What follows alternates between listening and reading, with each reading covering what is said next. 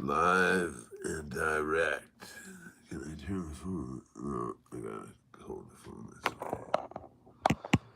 Try that every time, I think. So good morning, good morning. Nobody's here, but God bless you. I'm sure somebody might see this. Um, it's been it's taken me a long time to get through this little book in the Bible. But today we're gonna get into the Gospel of John some more. Um, and we're at, oh, look at that. I opened it right to it. Chapter 12. All right. The reason I'm doing the Gospel of John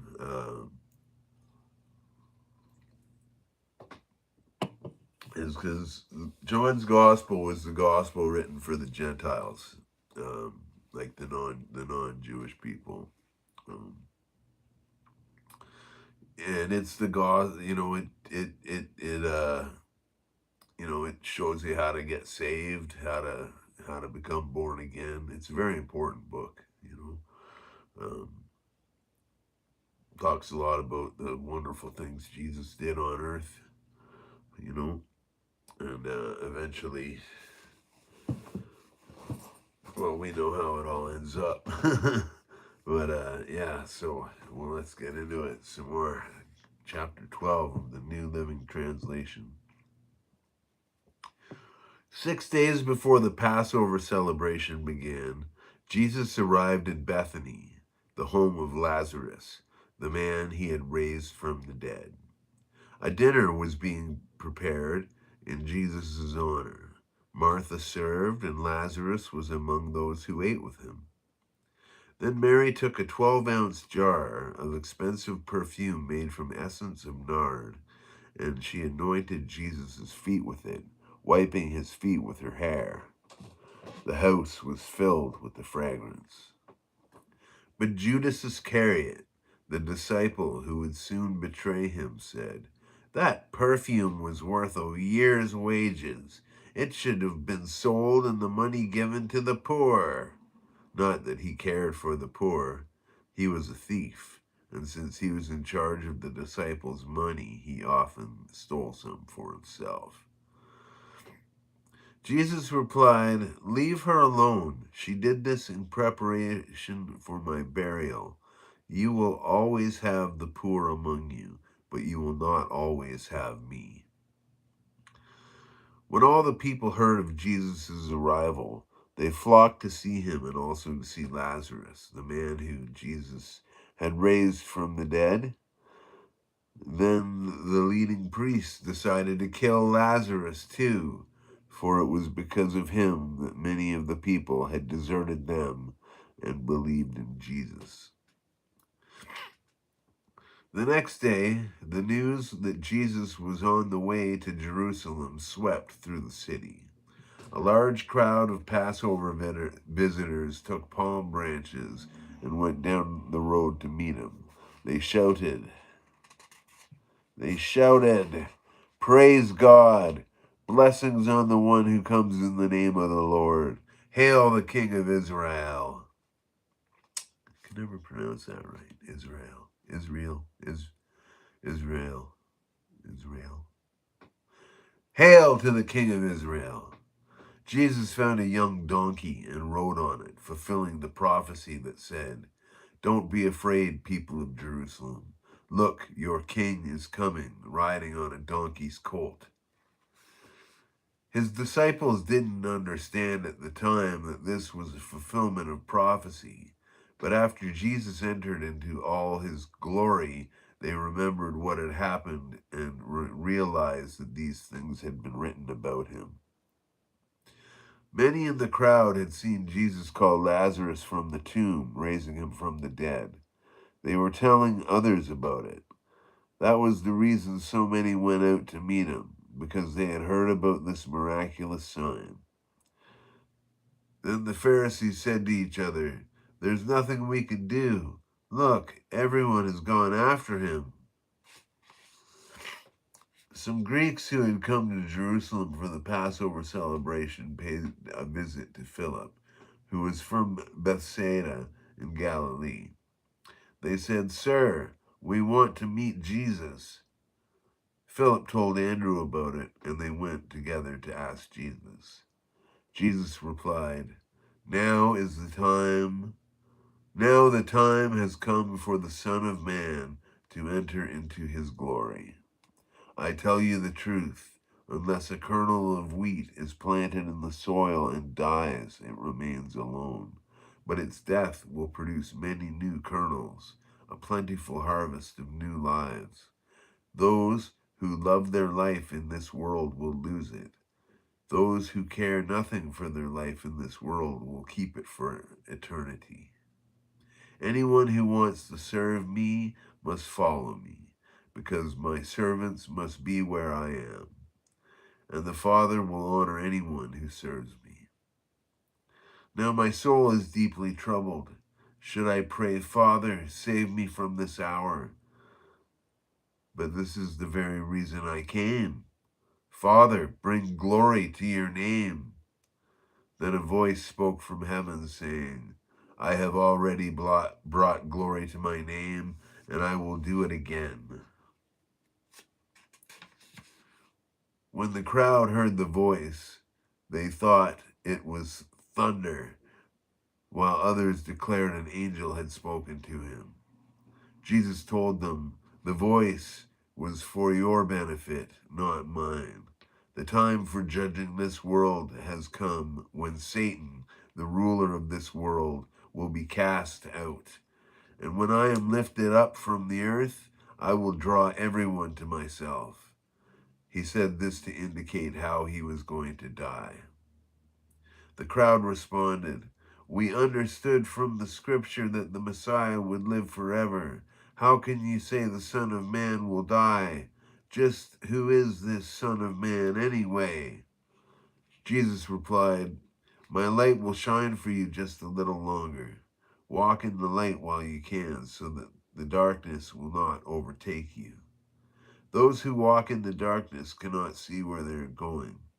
Put your trust in the light while there is still time, then you will become children of the light. After saying these things, Jesus went away and was hidden from them. But despite all the miraculous signs Jesus had done, most of the people still did not believe in him. This is exactly what Isaiah the prophet had predicted. Lord, who has believed our message? To whom has the Lord revealed his powerful arm? But the people couldn't believe, for as Isaiah also said, the Lord has blinded their eyes, and hardened their hearts, so that they cannot see, and their hearts cannot understand, and they cannot turn to me and have me heal them. Isaiah was referring to Jesus when he had said this, because he saw the future and spoke of the Messiah's glory.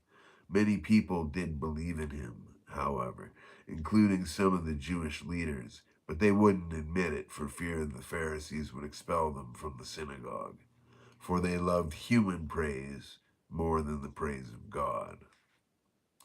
Jesus shouted to the crowds, If you trust me, you are trusting not only me, but also God who sent me. For when you see me, you are seeing the one who sent me. I have come as a light to shine in this dark world, so that all who put their trust in me will no longer remain in the dark. I will not judge those who hear me, but don't obey me. For I have come to save the world and not to judge it. But all who reject me and my message will be judged on the day of judgment by the truth I have spoken. I don't speak on my own authority.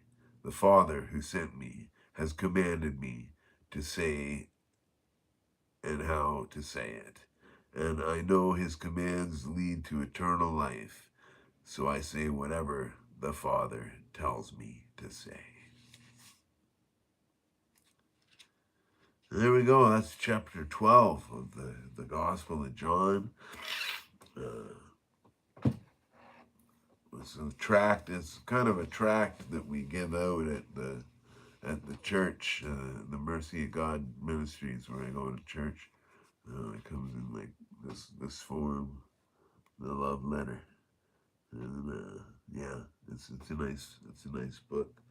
Um, has another there's another cover for it too. This one. Um, I prefer this cover to the other one because often when you, I don't know, handing somebody handing a stranger sorry, overrun with Bible tracts. Um, yeah, I don't know. Coming up to anyone with something like a love letter, like I don't know, it's beautiful and all, and this is what it is, but um, I think most people would be more willing to take the book with this cover. I don't know why. I'm just cynical like that, I guess. But yeah, so here we are. It's Wednesday. Um,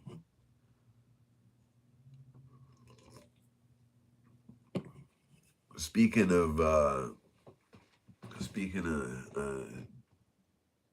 church and all, we have a guest speaker this weekend. I'm not sure where he's from. His name is Dale Begley. Um, I've watched a little bit of him online, but not enough to get a feel for him. Um, but apparently he has a very interesting story to tell. And, you know, it's cool. We get a lot of at our church we get a lot of people coming to guest pastor. It seems like probably once a month we have a guest pastor come in, and it's I love our pastor. He's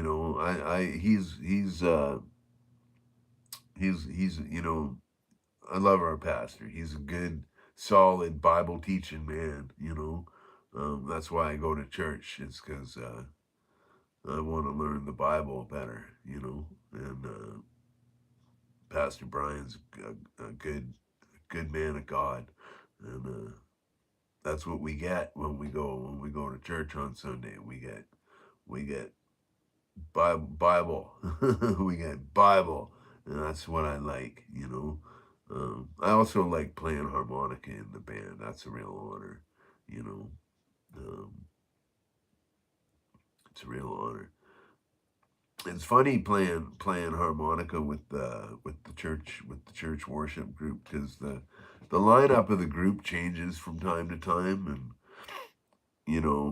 my role is always the same, but sometimes one of the guitar players is playing bass, or the drummer is not there, or uh, there could be a variety of people doing the singing, and everybody has their own style.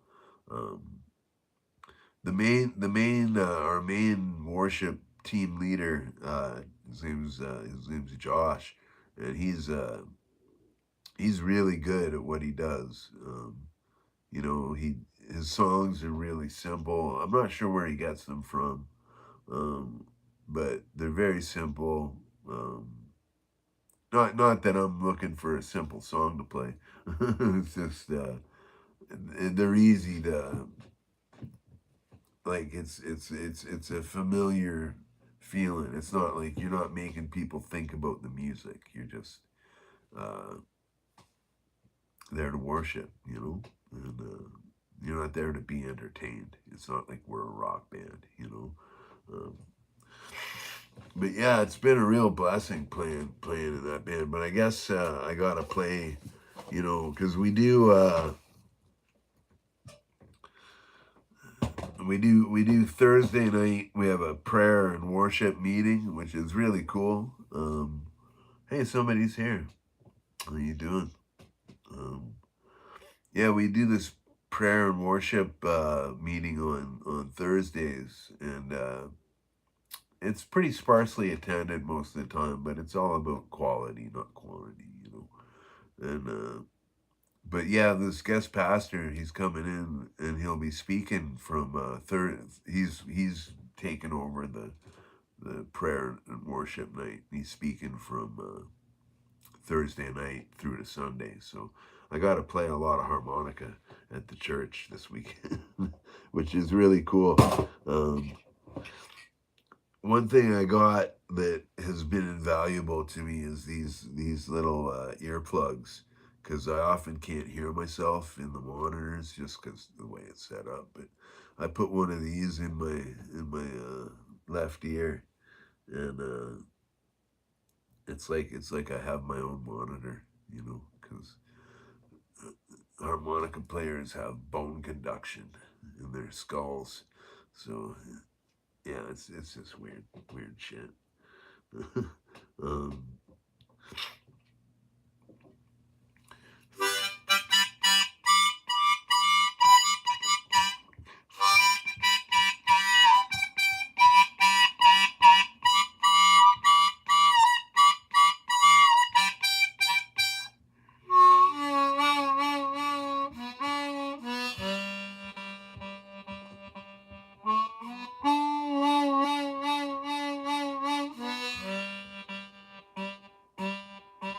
You know, I've been working on this, playing this first position blues stuff now for a number of months. And it's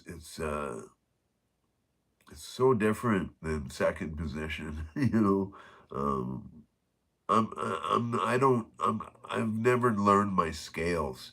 You know, that's I guess that's a bad thing. And you're never too old to learn, but I just I've been playing the way I play for so long. It's funny. I listened to some of my videos just to see how what I'm putting out to the public. You know, and often my little harmonica videos are just kind of like little. Uh, you know, they could probably be a lot shorter. I don't know. I'm good when I have a band behind me. I'm like, or I have like a particular song I'm doing in mind. You know, I'm there. Like especially if I have a band behind me, like I'm on it. But uh, sometimes playing solo, just noodling around, you get lost in it, and that's part of the fun of it. But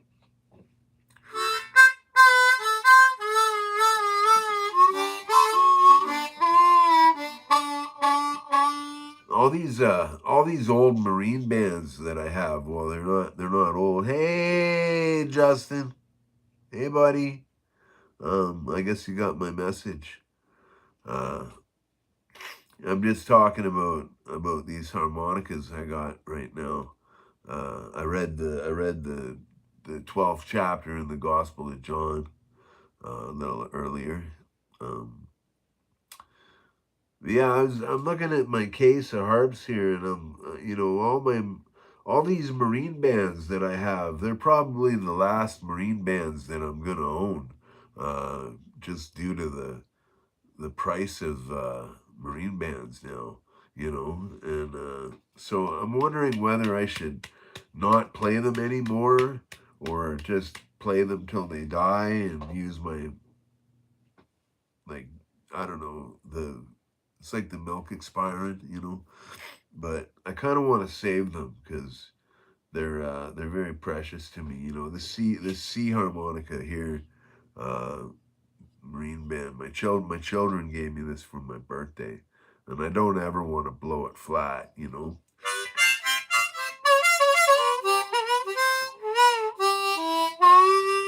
It's probably the harmonica I use the most out of anything.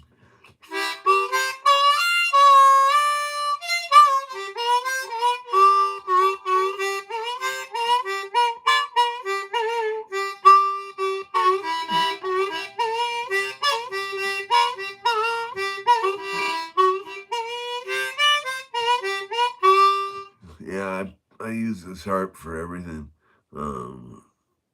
Most of the music that we do at the church is in the key of G.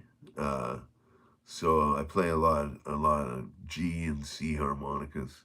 Um, I think you're the only one here, Justin. If you're still here. um,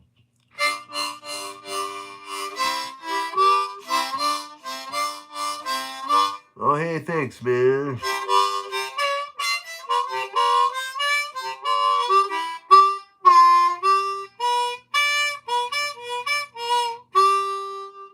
Awesome. Yeah, there's this weird time lag with things. It's weird. It's hard to align what I'm saying with the chat. So I think you gotta wait a few seconds before you hear me. But yeah, I just kind of want to save these harps. I think I'm gonna. Um, I got all replacements for them all, and all the replacements I got, you know, they're pretty cheap. I've been playing. One I've been playing an awful lot is. Oh, you didn't get my message yet? Yes, I am in for tonight, Justin. Absolutely, I am. Yeah, I'm in for the whole weekend, the whole shebang. Um, yeah, it's gonna be quite a weekend. I figure. Are you going to see him preach tomorrow and Friday and Saturday and all that, Just?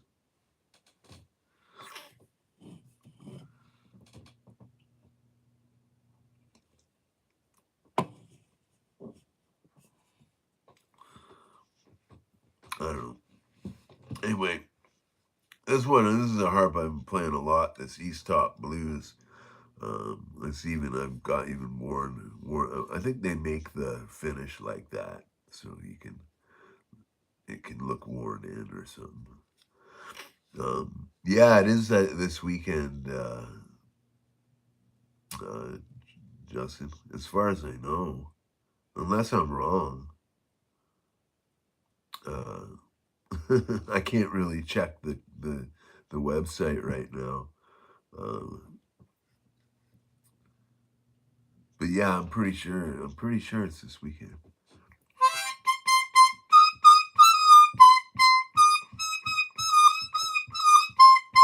Yeah, I'm gonna do that, Justin. I'm gonna save the one my kids got me. This one's also in the key of C. I've been playing it a lot.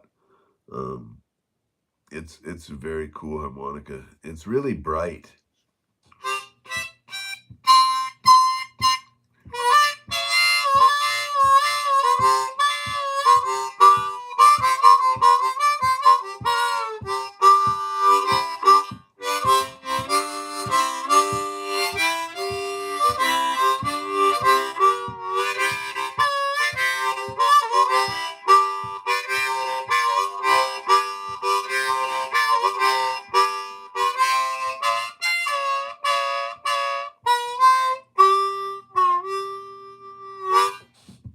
Um, I'm getting a couple new harps, hopefully tomorrow, in the mail. The estimated arrival date is between like tomorrow and May 3rd or something. But last time I ordered, I ordered this and this, and where did I put it? Must have lost it somewhere. I bought this for $14 East Top harp and in the key of A, and man, it's like it's become. I think it's my favorite harp to play right now. It's just so you know. It's good. Like it's good quality harp. I don't know. Like the 008K series is kind of where it's at with East Top, but man, the $14 jobs they make are way better than I ever would have expected. I'm getting another one tomorrow in the key of A flat. Um, I have an A, so I'm getting an A flat. I just don't have a good A flat harp right now, and I like that's a key I like playing in. Um, but yeah, I got this set of A, E, and G East Top 008 Ks, and they're you know like I was just playing that C harp. This is the C harp in this set.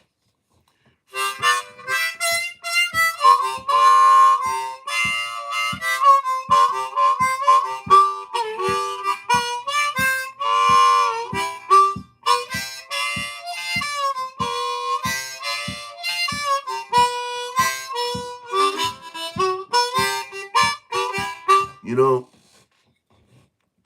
like I've said before, when you're performing, and the audience hears a harmonica, they're not thinking, "Ooh, I think I hear him playing, a marine band, or I think I hear him playing. Oh, he must be playing a golden melody in that."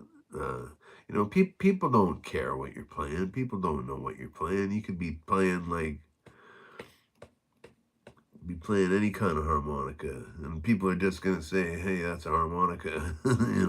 If it sounds good, it sounds good. If it doesn't, it doesn't. So, you know, by all means necessary. I'm changing my views from being a strict marine band only guy to playing harp by all means necessary, because I'm in survival mode with the harmonicas right now. So I don't know. That sounds stupid.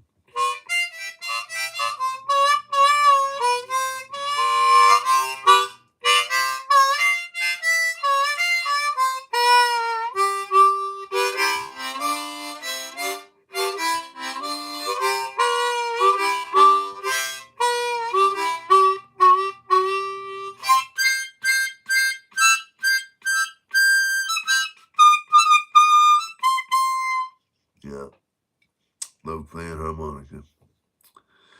Anyhow, I don't know who all is here. I know Justin's here. Somebody else came in. How you doing? Um, we were reading the Gospel of John a little earlier. Now I'm just mindlessly rambling about harmonicas I'm playing lately.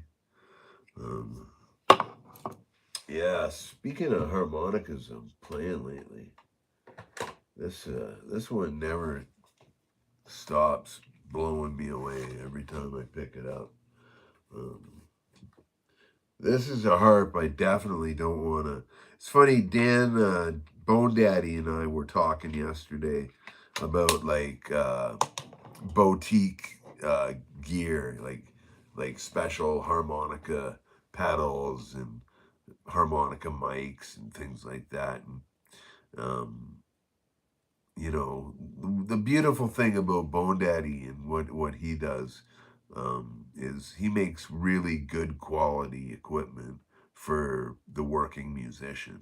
Who can he'll make a microphone that sounds just as good as a $300 $400 mic, sell it to you for $50, and you can afford it.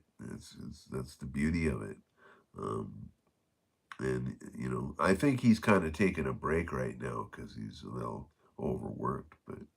Um, but yeah, we were talking about like expensive gear and boutique gear and how nobody ever even brings that stuff out to play on stage. Like it's too precious. Um, that's the stuff you keep at home. When you're playing, you'll use your whatever you got that's your stage rig that you can beat up and toss around and stuff. But all your really nice stuff you're gonna keep at home and just play for yourself. So yeah. But this is an example of one of those instruments. I think it's our Archaea F sharp harp that I got um, from Jim, from Jerome Perelade. I think that's how you say it.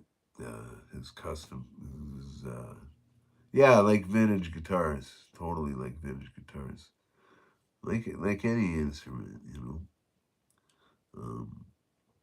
Thing with harmonica, I don't know. Used harmonicas are a real gray area, I think. In like, yeah, you're not even supposed to sell a used harmonica, but people do all the time. Um,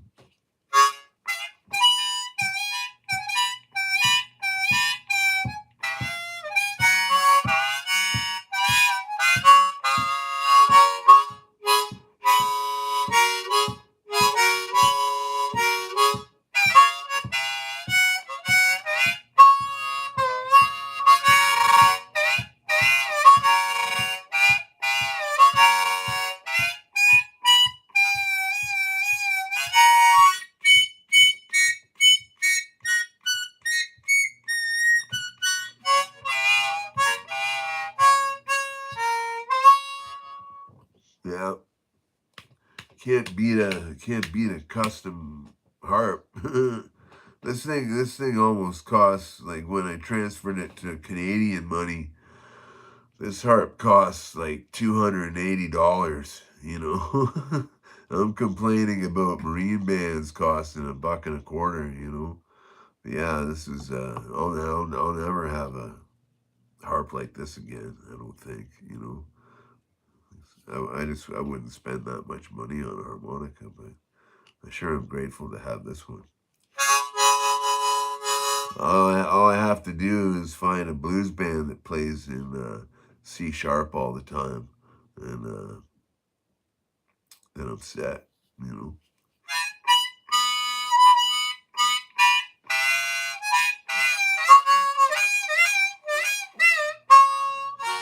Like some of the reeds on this thing, some of the low end reeds are like the same size as like the high end reeds on a G harp or A harp, I think, you know.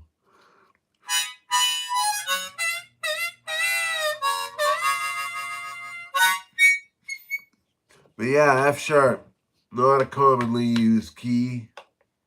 Um, but that's cool. Every when you're just sitting and playing harmonica by yourself, don't matter what key you're playing in, as long as it sounds good, you know. I got a crispy new F harmonica coming. It should be hey Hermit, how's it going, bud? Um, is it much different to play? Harmonicas are all.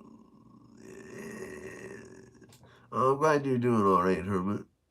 Um, yeah, harmonicas to play, like, it's really, like, okay, I'd say this harmonica here is certainly different to play than a marine band, just because of the shape of it. Like it's,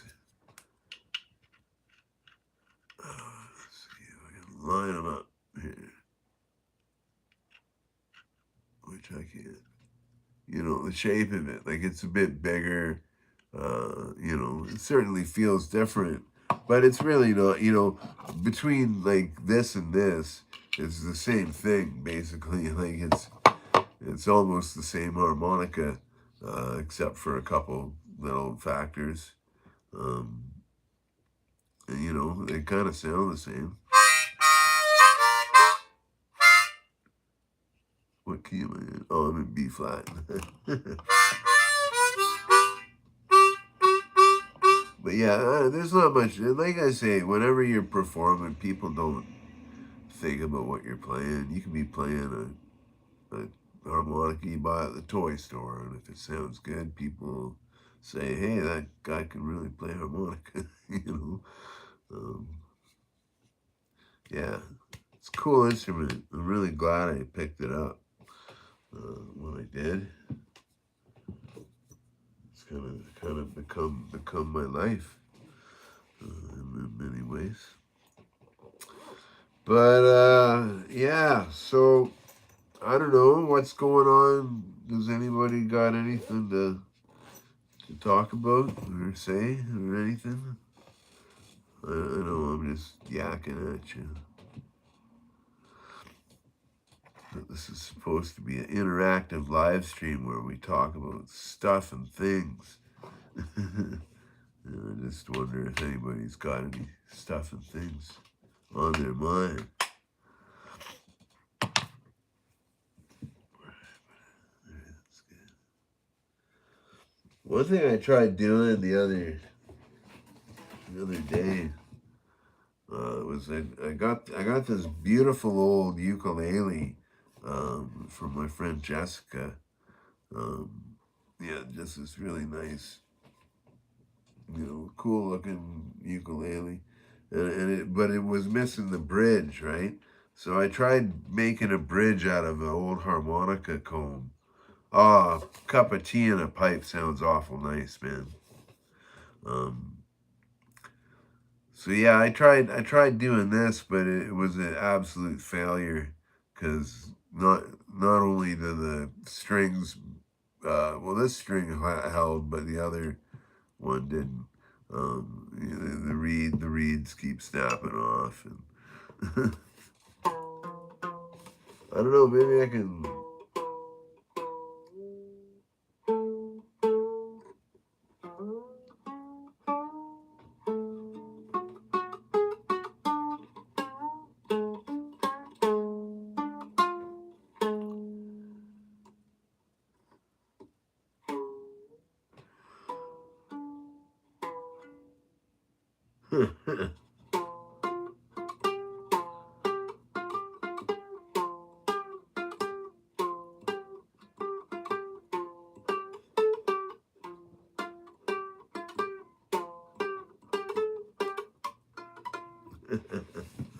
What people do for entertainment these days, eh?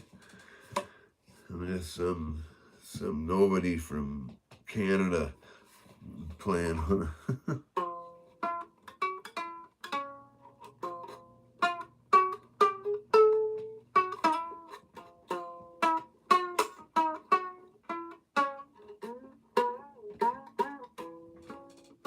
I don't know. I'm gonna fix this up right one day though, because it's too beautiful a ukulele. And I have another one in case this one just is destroyed. I just like the color of this one better, but I have one in sunburst as well. It's the exact same model. Um, so yeah, we'll see. I'd love to have a ukulele again. I gave and I love these vintage ones, like these old ones, ukuleles, like they were all the craze a few years ago. Even with me, I had a couple months where I was doing my shows. This is when I was playing out more, but I used to play uh, on I bought this beautiful little ukulele. It's made by this company called Mahalo. It's a relatively it was a new instrument, cost me $20. But the reason I loved it so much is it was light, like it was like a powder blue, and it had like fruit pictures all over it, like tropical fruit pictures. So it was kind of like meant to be like a Hawaiian kind of thing, right? Anyway, I bought it, and I was like, man, this is the best $20 I ever spent, you know. And but yeah, I would play my gigs. I did at least two or three of them. Yeah, pineapples. Yeah, I had pineapples on it. The actual headstock um, was shaped like a pineapple. It was kind of funny, but yeah, I would instead of playing harmonica, I would play kazoo, and so I had a bunch of songs that I had written for the ukulele and kazoo, and I did at least 3 or 4 shows playing like that. But Then ukuleles became all the craze, and they became like this like cute girl thing to do, and I was like, fuck, I'm not doing that anymore. So, um, but yeah, I love a good ukulele. They're a good instrument. They're much, they're much like the harmonica. They're not a toy. They're a legit instrument. And I gave my pineapple mahalo uh, to my daughter, uh, who it's now residing in her closet. So you tune yours like a guitar, Hermit? Like the top four strings or the low four strings? That's interesting because ukuleles have a really simple tuning, and that's what makes them so easy to play. Um, the low four strings. So the okay, so the top string on the ukulele is it's like the banjo. It's like the highest, thinnest string. You use a wound bass string. Okay, interesting. Is it just a standard ukulele, or is it like a like a tenor ukulele? Or yeah, my dog has fleas. That's exactly what it is. Yeah, yeah, yeah. All the chords are so easy on it. And it's funny I say that because I've actually forgotten them all now that I think of it. But if I learn them once, I can learn them again. Standard concert size one, middle size. Okay, I can see that. That's really cool, Hermit. That's cool. Do you play it a lot? That's a neat concept.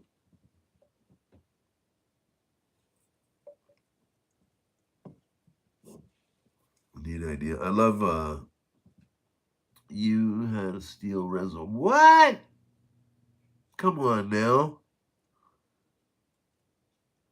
And if you did, what? Why? How come? How come that says had and not I have? You play it more than your guitars. It's like a band. That's awesome, Hermit. That's a great idea. Wow, that's cool. Yeah, that's another reason ukuleles are good because you can just keep them by your bedpost. And, if you don't feel like getting out of bed to play music, you can just grab your ukulele. Yeah. Wow, that's really interesting, man. That's cool. So okay, Justin, tell me more about this. You sold it. Oh man, really? That's really sweet. Thank you. Um, that's such an interesting piece of equipment, though. Like, so it had a steel body and a resonator. And where did you find it? Did you buy it from National, or is it made by like a knockoff resonator company? Or, that's just so cool, man.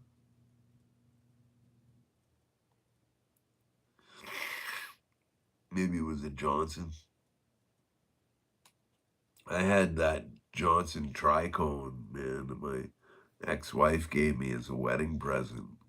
And this beautiful bell brass body tricone resophonic guitar. And I had to sell it for rent money a couple years after I got divorced. But, um, you know, had to sell my wedding ring too. Both at the pawn shop, which was kind of a raw deal, but they are really cool, just like an Dobro.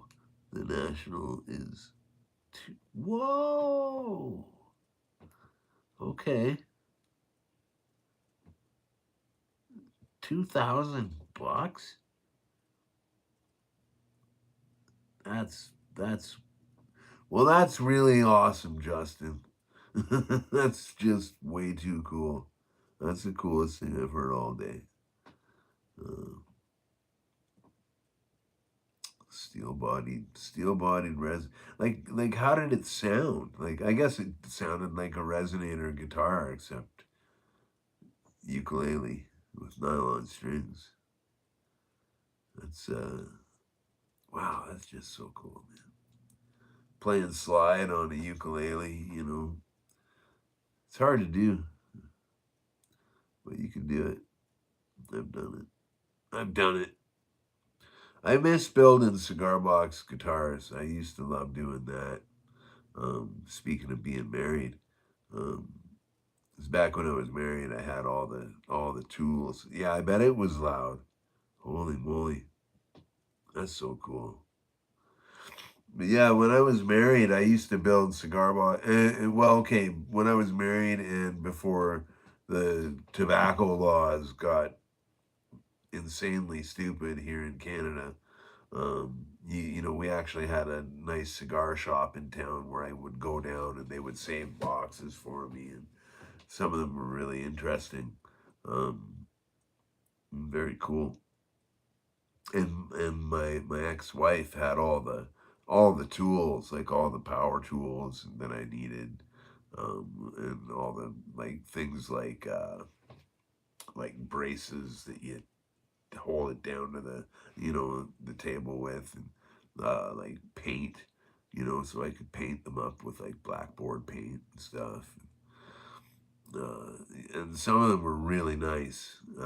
Some of them I would like open them up and I'd build a little diorama inside, and then I'd close it up and build the guitar over it. So it has this like my friend Esther, who lives like three doors down from me, has probably the nicest cigar box guitar I ever built, which I'm glad that she got it. Um, but but yeah, when I first started doing that, I thought to myself, I am never buying another instrument again. You know, now that I feel like I can make them, and but nowadays it's kind of hard because you can't get cigar boxes anywhere now, and if you do, they're made of paper, or like cardboard.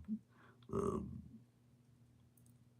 I used to be able to go down to Bud Monahan's music and say, let me look through your spare parts bin, and I'd pick out tuning heads and all the pieces I needed. And, they'd charge me a couple bucks, but I can't do that anymore because Bud's is no longer around, and I have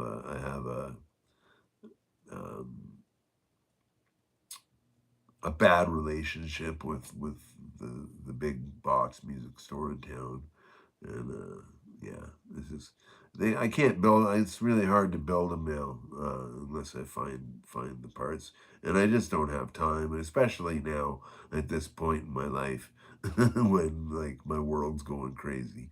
I don't have time to sit down and build a guitar. So maybe one day, maybe one day. Um, but all right. Well, Justin, if okay, sorry, I forgot the hermit was here too. But I've been doing this for a bit. 40. It's almost been 50 minutes. I think I'm gonna wrap it up and get on with doing some other stuff. Justin, if you want to give me a call after we wrap this up, um, put all your instruments away from us. Yeah, yeah. Sometimes that's the way it goes. That's the way it goes. But thanks for joining me on this chat here, and thanks. I don't. Nobody was here for when I was reading the gospel, but hopefully people will watch it, and I hope this video blesses somebody. And thanks so much to the Hermit and to National Duo for showing up. And God bless you, and have a wonderful, wonderful day. Bye now.